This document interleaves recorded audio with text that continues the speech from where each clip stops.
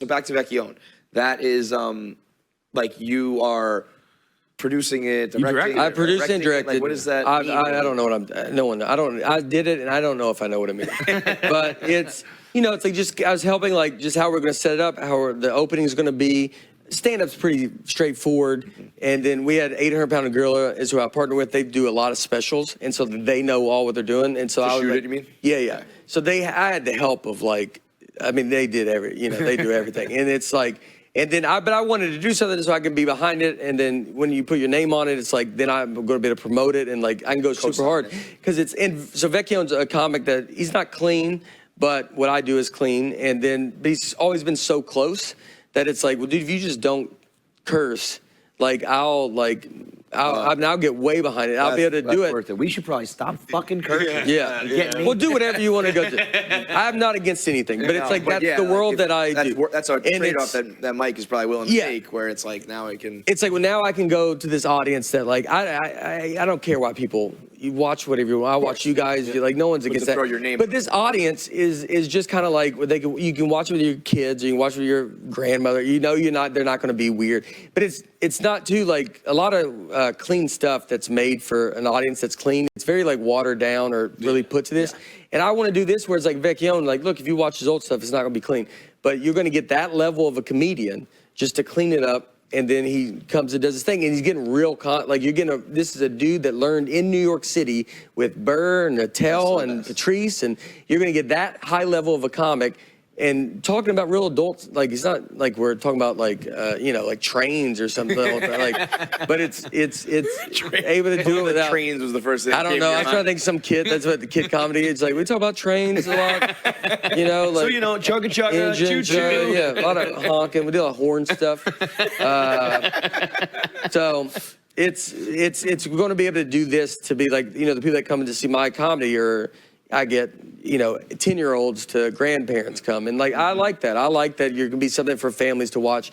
No one wants to watch, like, TV kind of divides couples, I think, now. And I think a lot of TV is like, you go watch Housewives, I go watch Narcos. And we don't meet until we're done with our things or whatever it is. We don't talk until we get We don't talk till we get. Dude, I've said this before. I think, like, the key to, one of the big keys to, like, a healthy relationship, trust and communication, but, like, one of the tangible, real ones is TV shows that you both like. Yeah. Because you do, like, I don't want to have to sit through, you either can separate, which that's not great, or I'm, like, my eyeballs are bleeding while I'm watching some reality show that you love and I hate. Something in between where we're all laughing, we're all enjoying it, like, it's like, oh, wow, we actually enjoyed it. I mean, we grew up with that, with TGIF on Friday, and with Urkel and all those shows. Like, those were big deals. And you sat there as a family and you watched the show. And that's what the numbers were so big because it was like, I mean, just everybody was like, I had to be home on Friday to go do this. And that was a big deal. It wasn't corny or bad. It wasn't corny. It was bad. Like, it was great. Full House. I mean, you're watching Fuller House. I mean, you're all watching these shows. Like, I mean, they're going to watch Friends again. You're like, well, you can...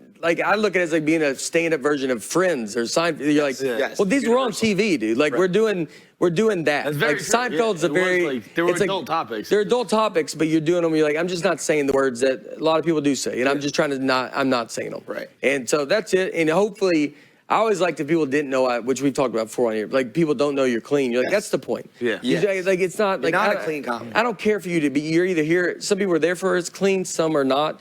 It doesn't matter. I'm just trying to be fun. That probably makes like the meet and greets and stuff a lot more fun and interesting. Yeah. It's not like it's like the same person. I mean, the same guy over and over. Right? Yeah. So it's the same person where you want to be that thing. You want to be your audience too. Like I think that also hurts entertainers when they end up hating their audience. Yeah. It's over then. Yeah. Because if they get so successful that they're almost like they don't like seeing themselves. And you're like, yo, dude, that's you. That's who's coming to see you. So you need to be happy with who that's coming to see you and be proud of like, yeah, I'm you, dude. I would be out there too, like, and all that. I like what you like. Don't hate don't turn on them, right? Because then you're miserable. You're miserable. They're miserable. It's no good. I always love the idea of like clean comics or like as if there's like somebody counting how many words you say. This guy says it 100 times. This guy says it 75 times. Nate says it 0 times. Yeah. It's like. It's become that where stuff's like sectioned off and you want to like kind of be like, no, dude, it can just be whatever. Like it's like we can all do. I think I can make the movie Scream, And like it can be as gory as Scream. They can show Scream on TBS if they take the cursing out. So you can make that movie. It's not like people that want stuff clean is like they can't handle. Look at all the old. They show Die Hard on TBS. Like they're showing all the 90s stuff. They show them, they're classic films. And you can make it where you're like, yeah, dude, I'm not gonna show you the inside of a body.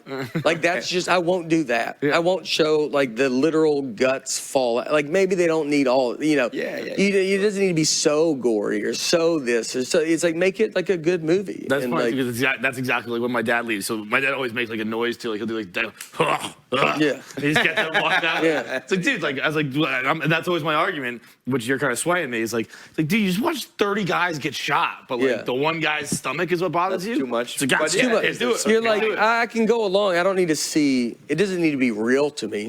Like you almost don't want it to be too real. Like I don't need to like watch a man feel like he died and I watched his eyes go. Like you're like. I was watching Sicario yesterday. I was watching Sicario for like a big fan of Sicario, but I say all this, giant Sicario fan. Like I mean, yeah, that movie's unbelievable. Yeah, Taylor Sheridan's just the fucking tops. Yeah. But it actually wasn't a gory scene. It was a scene where John Bernthal's choking Emily Blunt. Emily Blunt. Yeah. And I was like, this is too real. Yeah, too real. Very It was real. like they're just both such great Yeah. actors. I was like, oh my god, this is that whole movie makes me feel like, oh, I'm so happy to just like live in a little bubble. That's That's you can go back and watch and you can be like, I'll just 10-second forward that part. Like you're like, but then you get to the other part of it. You're like, there's that stuff needs to be made, and that stuff is great. And then there's another side that I think can be made too, and that's what I want to try to do with what we're doing. And we did with Vecchione Special. It's going to be unbelievable. You're going to like co-sign other guys? Like, you think you're going to? I think we might do it with someone else, and then we're starting. Like I kind of started with the Nate Land, like talking about getting these podcast stuff. Like hopefully maybe to eventually start a network and like do this. Like our podcast is clean and. We just talk about whatever, but it's, just the world that I can build and like no different than what y'all have created.